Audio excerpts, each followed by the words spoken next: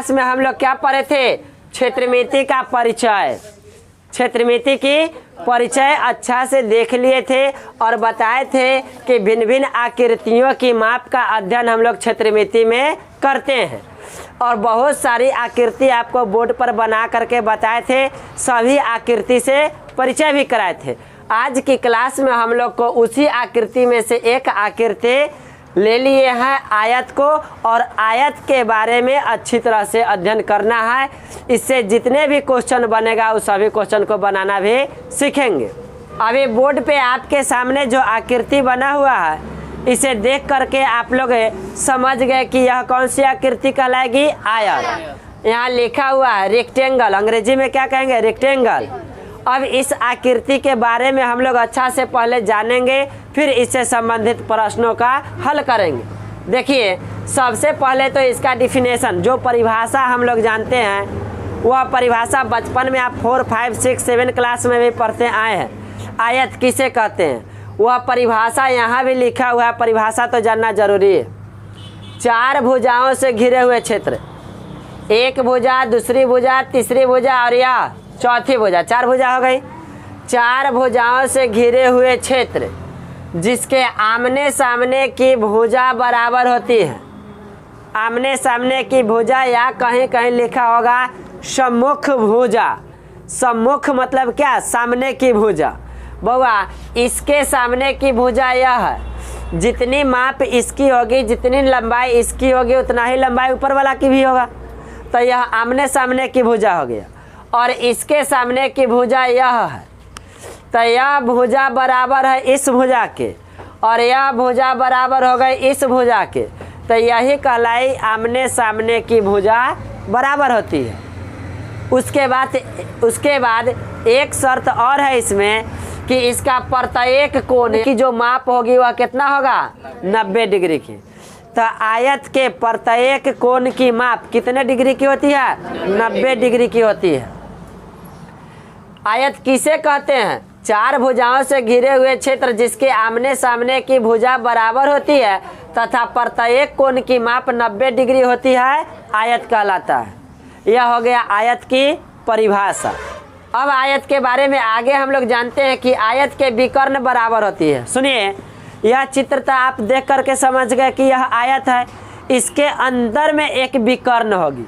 विकर्ण कैसा होता है? ध्यान दीजिए, विकर्ण होगा एक शीर्ष को दूसरे शीर्ष, उसके सामने वाले शीर्ष से मिला देंगे। एक कोण को दूसरे कोण से जब हम लोग इस तरह से मिला देंगे तो यह कहलाएगी आयत का विकर्ण।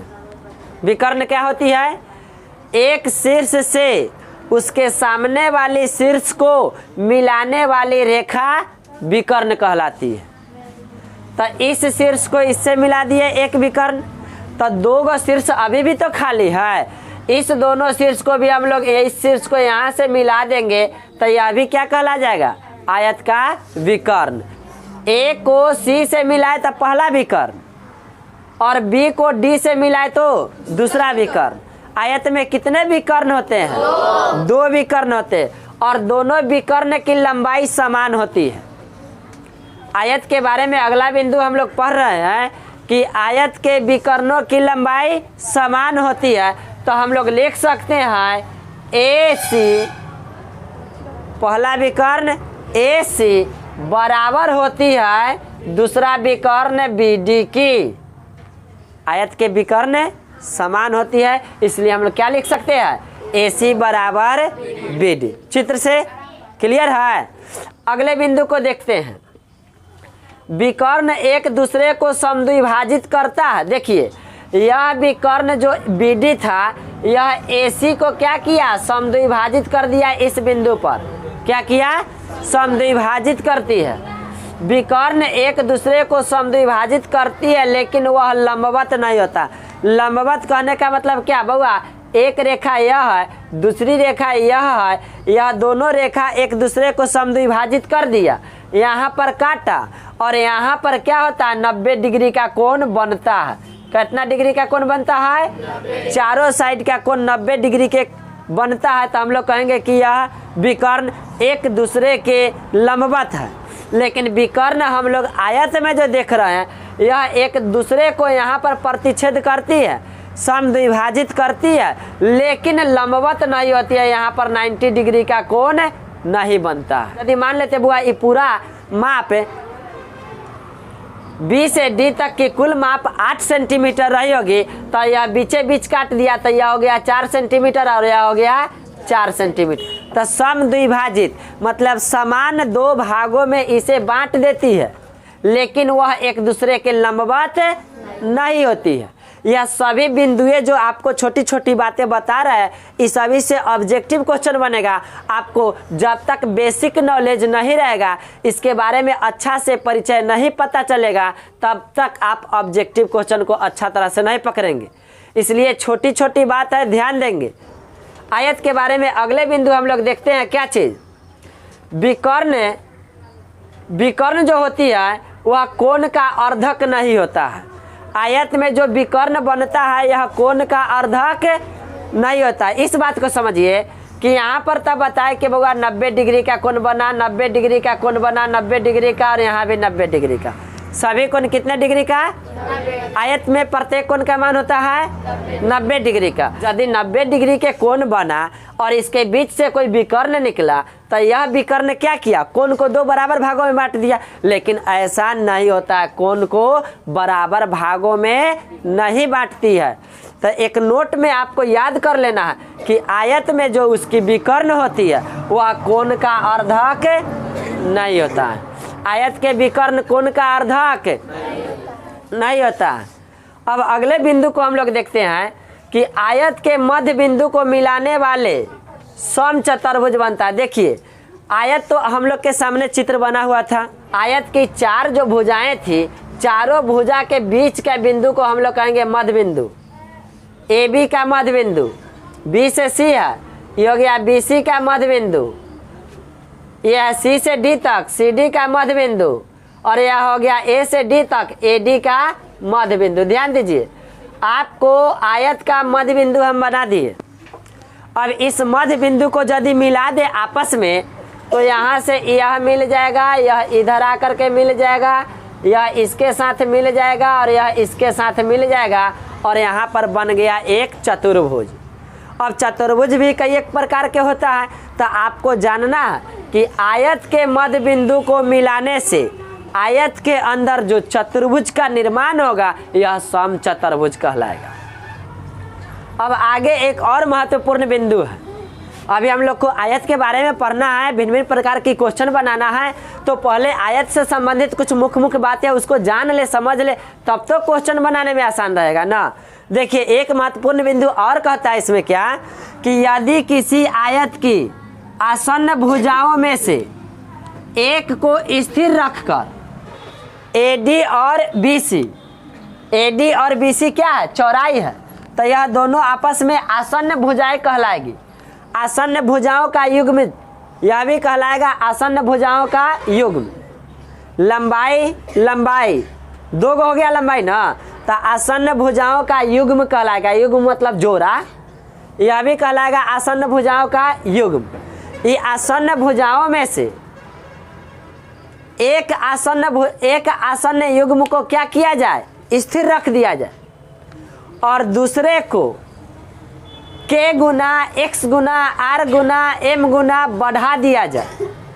कहेगा 2 गुना 3 गुना 4 गुना बढ़ा दिया जाए, तो इस पूरे आयत के क्षेत्रफल पर क्या प्रभाव पड़ेगा? क्वेश्चन कहेगा कि आयत की चौड़ाई को स्थिर रख करके उसकी लंबाई को 3 गुना कर दिया जाए, तो इसके क्षेत्रफल पर क्या प्रभाव पड़ेगा? हम लोग आंसर भी बोलेंगे, क्विकली जवाब देंगे कि उसका क्षेत्रफल भी 3 गुना बढ़ जाएगा। लंबाई को स्थिर रखा जाए और चौड़ाई को 2 गुना कम कर दिया जाए, तो क्षेत्रफल पर क्या प्रभाव पड़ेगा? क्षेत्रफल भी 2 गुना कम जाएगा। तो यह सब नोट के माध्यम से आपको याद रखना है। क्वेश्चन बना करके भी आपको बताएंगे हम, अभी आपको एक नोट में बता दिए कि याद रहेगा। और 1 लाइनर क्वेश्चन जब आपके सामने आए, एक आयत की लंबाई में 3 गुना वृद्धि कर दी जाए, तो क्षेत्रफल पर क्या प्रभाव पड़ेगा? क्षेत्रफल पर 3 गुना बढ़ जाएगा।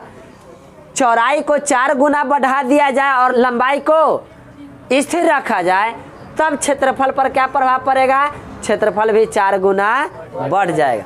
तो यह नोट है, यदि किसी आयत की आसन्न भुजाओं में से एक को स्थिर रखकर दूसरे को x गुना बढ़ा दिया जाता है तो इसका क्षेत्रफल भी x गुना बढ़ जाता है। कभी कभी यही चीज़ ना आपको प्रतिशत में पूछ देगा कि आयत की आसन्न भुजाओं में से एक भुजा को स्थिर रख करके दूसरे को 10% बढ़ा दिया जाए तो क्षेत्रफल पर क्या प्रभाव पड़ेगा? क्षेत्रफल भी 10% बढ़ जाएगा। क्लियर है? ऐसे डायरेक्ट दे देगा या प्रतिशत में दे देगा।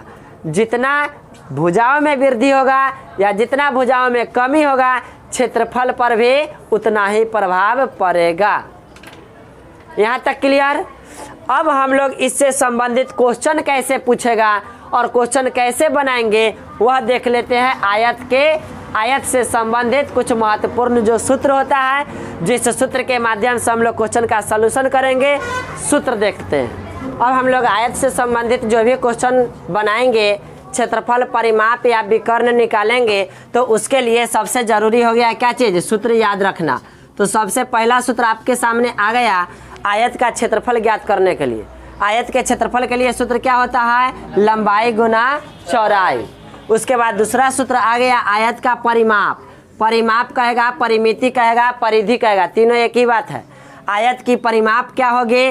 2 × लंबाई प्लस चौड़ाई। लंबाई और चौड़ाई के जोड़ करके 2 से गुना करेंगे, क्या निकल जाएगा? परिमाप। आगे है आयत का क्या चीज़? विकर्ण ज्ञात करना। आयत के विकर्ण के लिए सूत्र क्या होता है?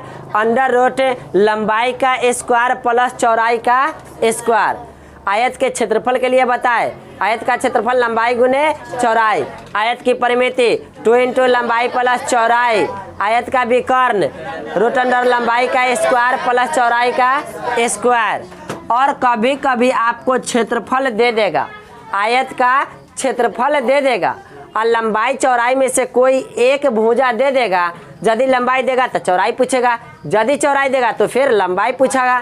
तो जब क्षेत्रफल दे दिया जाएगा और लंबाई पूछ देगा तो सूत्र क्या हो जाएगा? क्षेत्रफल बटा चौड़ाई। लंबाई बराबर क्षेत्रफल बटा चौड़ाई। यदि चौड़ाई पूछेगा तो चौड़ाई बराबर क्षेत्रफल बटा लंबाई। सबसे पहले इतना नोट करिए सूत्र, और इसके बाद हम लोग आयत से संबंधित प्रश्न को पढ़ेंगे।